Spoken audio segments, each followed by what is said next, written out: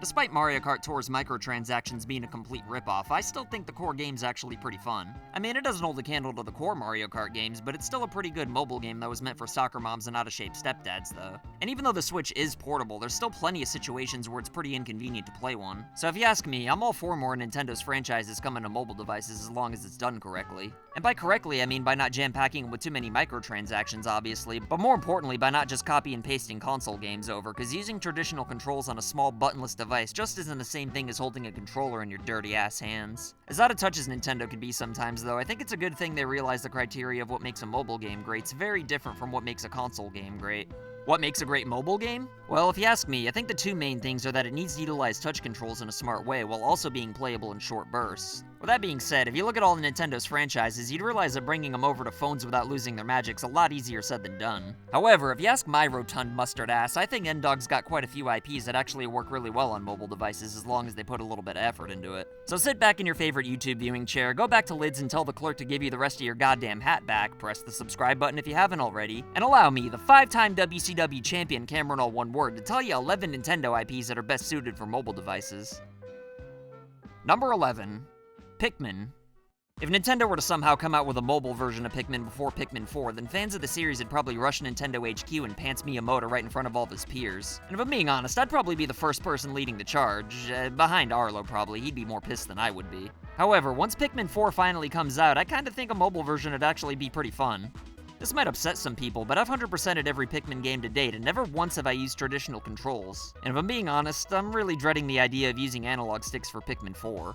I mean, the gyro controls would be alright, I guess, but I friggin' loved using the Wii Remote, and charting courses on the Wii U's gamepad was just perfect for the series. However, even if Pikmin 4 offers nothing else, I'm sure it'd at least have really convenient touch controls, whether it be a 3D game, or even if it were in 2D like Hey Pikmin on the 3DS, which is a game that only uses the stylus. Don't shove a Duracell battery at my pie hole in the comments, though, because I'm not saying Pikmin Mobile could even compare to Pikmin 4 just because of touch controls. All I'm saying is that it'd be a pretty good franchise for Nintendo to put on mobile devices because of the touch controls. And the fact that Pikmin's already a series that can be played in short bursts, you wouldn't exactly lose too much in the transition. Not exactly sure how they'd incorporate microtransactions or anything like that, which has been proven to be the best way to make money, but I still think it'd sell pretty well at a set price. And besides, I'm not going to be taking microtransaction accommodation into consideration for this video anyway, because I certainly don't want to give Nintendo any ideas, seeing as how they've never missed one of my videos before.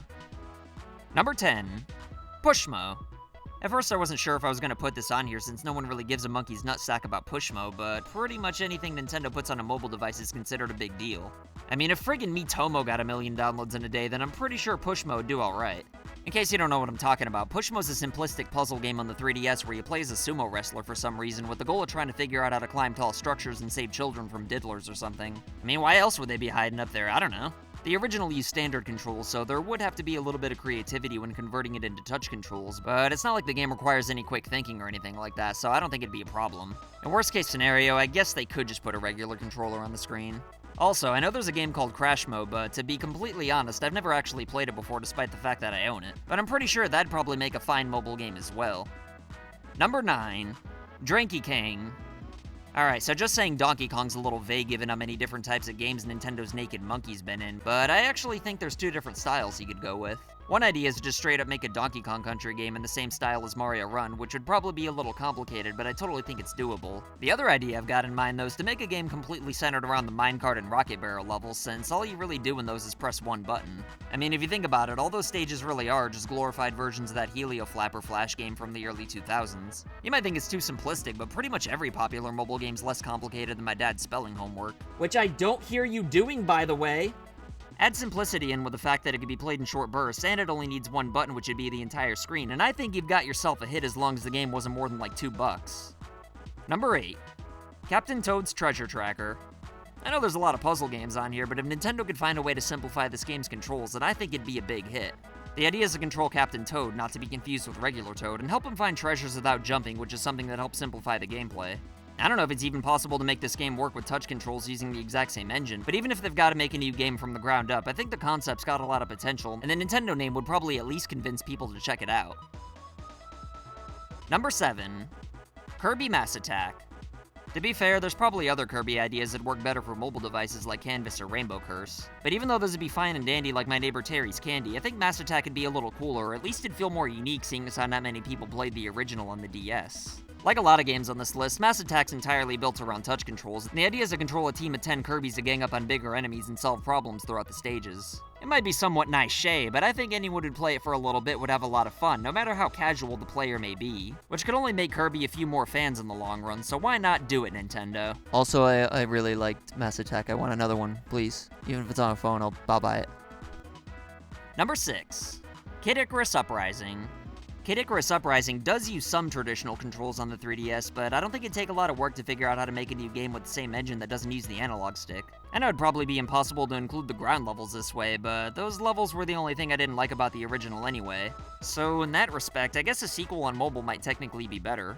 The only real hurdle here is that Nintendo would have to give Sakurai a goddamn break from Smash so he can make something else. And I'm sure if they had him working on a mobile game, then it'd probably be for Smash Bros, which I do think they'll end up making somehow, but seeing as how the controls would probably suck doo-doo, I'm not gonna include it on this list. Number 5. Zelda. Hey, butthole, there's all kinds of Zelda games. Which one are you talking about? Well, some of the least popular ones, of course, which would of course be Phantom Hourglass and Spirit Tracks. Honestly, I really don't know why these games get such a bad reputation, because I thought they were pretty good aside from the Ocean King Temple from the first game and the god-awful flute from the second game. Regardless of how you feel about these games, though, I'm pretty sure this is the only way you can make Zelda work with touch controls. With that being said, though, I think the main issue here is definitely how long Zelda titles tend to be. I mean, even Phantom Hourglass and Spirit Tracks were intended to be played in short bursts on the DS. But the problem is that what used to be considered a short burst is now considered a marathon for casual gamers. But even so, I still think it's possible to simplify this kind of game even more, whether it be through using stages instead of an open world, shorter dungeons, or just a full game, because frig it, we'll all download it anyway because it's Zelda. Number 4. WarioWare. In case you don't know, WarioWare games are basically just compilations of minigames that are weird, hilarious, fun, and stupid all at the same time, which is the perfect recipe for a hit. These games were pretty ahead of their time given how memey they are, and even though there's way more potential for a new game on the Switch, I think a dumbed-down version on mobile devices might lead to it being a big thing, which in turn might lead to a few people buying Switches so they can play the real deal. The main problem with cell phones is that they can only really use touch controls, which has already been done to death in the series. However, with a mixture of recycling and a few fresh new ideas, I think WarioWare could be one of Nintendo's stronger IPs in their quest to conquer the mobile market. Number 3. Splatoon. Yeah, I know, just like everything else on this list, Splatoon wouldn't be nearly as good on mobile devices, especially with touch controls. In fact, this is the only time on the list where I'd probably just use a regular controller on the touchscreen, and the only reason I say that is cause, well, it sounds terrible to say, but frig it, Fortnite does it, so it could probably work for Splatoon as well.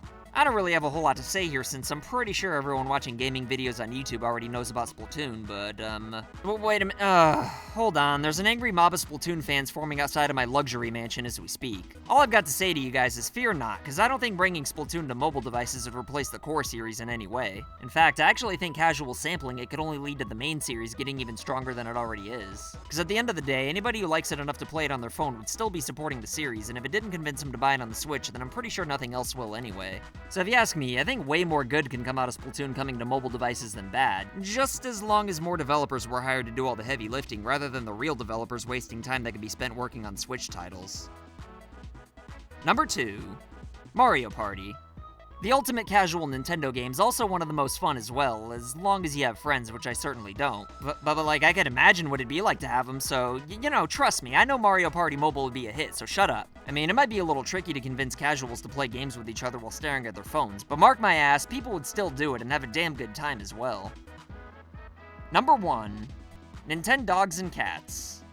Before the mobile gaming market even came to be, the Nintendo DS was the ultimate hub for casual gaming. And right there at the forefront was, well, New Super Mario Bros. Actually, but right behind that was all the variations of Nintendogs. And if you thought 23 million people out of 154 million people buying it for the DS was impressive, then just imagine how well it would do with the install base of the billions of people who use smartphones. Plus, it's not like Nintendo would even have to do that much work either, since the foundations are already laid out. All they'd really have to do is just take Nintendogs Cats for the 3DS, boost the graphics up a little bit, add a few features, and boom, they've got a #1 hit on their hands.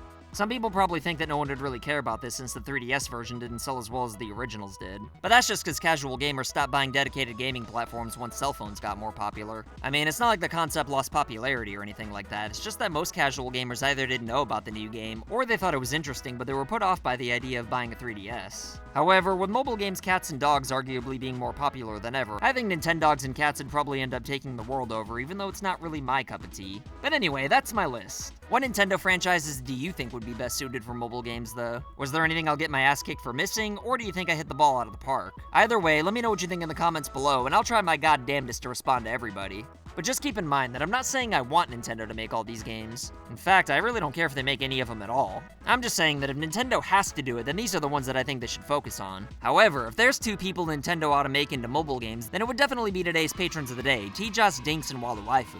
If you want to be badasses like these two, then consider supporting FU Game Crew on Patreon for loot boxes in the mail and other wacky rewards. And if you want to make a cameo, then send pictures or videos of you rocking any FU Game Crew merch like these legendary human beings you see before you. As always, like and share this video anywhere on the internet to help this channel grow. And if you want to prove that you're not down with registered sex offenders, then go ahead and press the subscribe button if you haven't already. My name's CameronAllOneWord, and I'll be back with more videos soon. So I want to say thank you to your loyalty, thank you for your support.